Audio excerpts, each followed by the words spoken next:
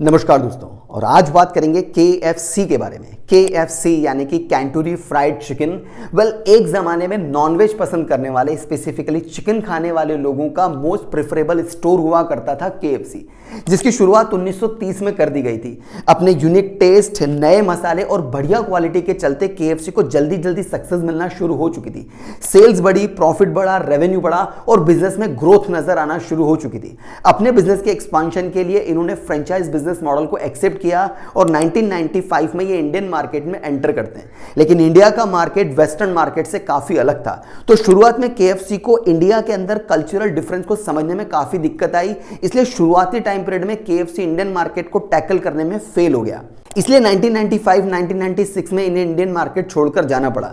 लेकिन KFC को अपने प्रोडक्ट पर और अपनी क्वालिटी पे भरोसा था, इसलिए 1999 में इन्होंने इंडियन मार्केट में फिर से री एंटर किया। इस बार कल्चरल डिफरेंस का ध्यान रखा, क्वालिटी का, टेस्ट का, फ्लेवर्स का काफी ध्यान रखा और इस बार KFC ने जमकर इंडियन मार्केट में प्रमोशन किया।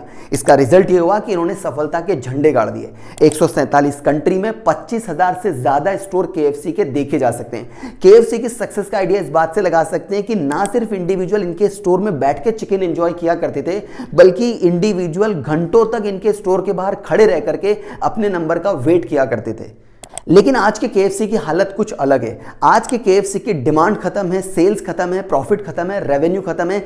एक KFC वो था जहां लोग लाइन लगा के वेट किया करते थे और आज का KFC वो है जहां पर कस्टमर जाते ही नहीं है। और यहीं से एज एन ऑडियंस हमारे मन में सवाल आना चाहिए कि एक जमाने में दुनिया का मोस्ट प्रेफरेबल स्टोर आज सबसे लीस्ट प्रेफरेबल स्टोर क्यों बना? तो KFC के फेल होने के पीछे 4 बड़े रीजन देखे जा सकते हैं। पहला बड़ा रीजन था इनका पुअर क्वालिटी। देखिए, जैसे जैसे KFC सक्सेसफुल होता चला जा रहा था, वैसे वैसे अपने प्रोडक्ट की क्वालिटी में ये डिग्रेडेशन लाते चले जा रहे थे। देखिए, KFC सक्सेसफुल बना अपने फ्रेंचाइज बिजनेस मॉडल की वजह से, और यही फ्रेंचाइज बिजनेस मॉडल इसके फेलियर का सबसे इंपॉर्टेंट रीजन बना, क्योंकि जो फ्रेंचाइज ओनर थे वो प्रोडक्ट की क्वालिटी से कॉम्प्रोमाइज कर रहे थे, वो प्रोडक्ट के टेस्ट से कॉम्प्रोमाइज कर रहे थे, जो KFC के कस्टमर को बिल्कुल पसंद नहीं आ रहा था। लेकिन अपने बिजनेस के एक्सपांशन के चलते इन्होंने इस बात पे बिल्कुल ध्यान नहीं दिया और यही KFC के फेलियर का सबसे मेन रीजन बना। KFC के फेलियर के पीछे दूसरा बड़ा रीजन था इनका रॉन्ग प्रोडक्ट। देखिए, KFC ने अपने बिजनेस में प्रोडक्ट के वैरायटी को लाने के चक्कर में जिस प्रोडक्ट की वजह से सक्सेसफुल बने थे उसे अपने मेन्यू से हटा दिया। हम सब जानते हैं कि KFC सक्सेसफुल बना था अपने चिकन की वजह से, लेकिन नए प्रोडक्ट और नई वैरायटी के चक्कर में इन्होंने चिकन को ही अपने मेन्यू से बाहर निकाल दिया। इवन तो जो नए प्रोडक्ट ये लेकर आए उस पर भी फीडबैक काफी नेगेटिव थे। उन नए प्रोडक्ट्स के अंदर ज्यादा ऑयल यूज किया जा रहा था, ज्यादा फैट यूज किया जा रहा था, वो हेल्थ के लिए भी अच्छे नहीं थे। लेकिन इस बात पे भी KFC ने ध्यान नहीं दिया। नए प्रोडक्ट के चक्कर में अपने पुराने गोल्डन प्रोडक्ट को छोड़ के कस्टमर के डिससेटिस्फेक्शन के साथ KFC के नए से नए फ्रेंचाइज स्टोर चलते रहे। रिजल्ट ये हुआ कि KFC आज ऑलमोस्ट फेलियर की अर्ज पे खड़ा है। और KFC के फेलियर के पीछे तीसरा बड़ा रीजन था इनका मार्केटिंग फेलियर। देखिए, KFC की शुरुआत की गई थी 1930 में और इसे शुरू किया था कर्नल सैंडर्स ने। और शुरुआती दौर में KFC को एक ऐसे ब्रांड मार्क की रिक्वायरमेंट थी जिसे देखकर ही लोग समझ जाएं।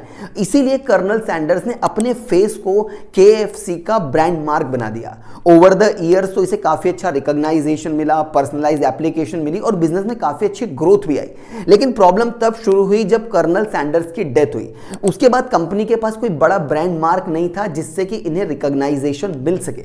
इसलिए कंपनी ने कई सारे एक्टर्स को, मिमिक्री आर्टिस्ट को अपने एडवर्टीजमेंट में लेना शुरू किया, जिसकी वजह से इनकी इमेज काफी खराब होने लग गई। इन्हें लोगों के काफी सारे नेगेटिव रेस्पॉन्स मिलने लग गए, बिजनेस का रेपुटेशन काफी डाउन होना शुरू हो गया और इस वजह से इंडिया के अंदर KFC धीरे धीरे फेलियर तक चला गया।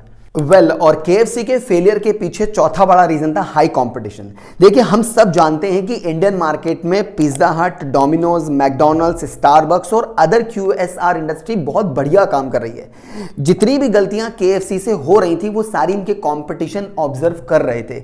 जैसे कि इनके प्रोडक्ट में क्वालिटी धीरे धीरे कम हो रही थी, नई नई वैरायटी के प्रोडक्ट इनके कस्टमर एक्सेप्ट नहीं कर रहे थे, इनकी ब्रांडिंग मार्केटिंग पूरी तरह से फ्लॉप हो रही थी और ये सारी बातें इनके कॉम्पिटिशन ने अच्छे ऑब्जर्व करके अपनी नई नई स्ट्रैटेजीज बना के KFC के हाथों से धीरे धीरे कस्टमर को अपने स्टोर पे बुलाना शुरू कर दिया, बढ़िया बढ़िया क्वालिटी प्रोवाइड कराना शुरू कर दिया, नई नई वैरायटी के प्रोडक्ट देना शुरू कर दिया, अच्छे से अच्छे मार्केटिंग, ब्रांडिंग और शानदार एडवर्टीजमेंट बना करके पिज्जा हट, डोमिनोज, मैकडो और स्टारबक्स ने केएफसी के हाथों से इस पूरे मार्केट को खींच लिया और इन्हीं रीजन की वजह से केएफसी, जो कि एक जमाने का मोस्ट प्रेफरेबल स्टोर हुआ करता था, आज लीस्ट प्रेफरेबल स्टोर है और इंडिया के अंदर केएफसी एक फेलियर बन चुका है।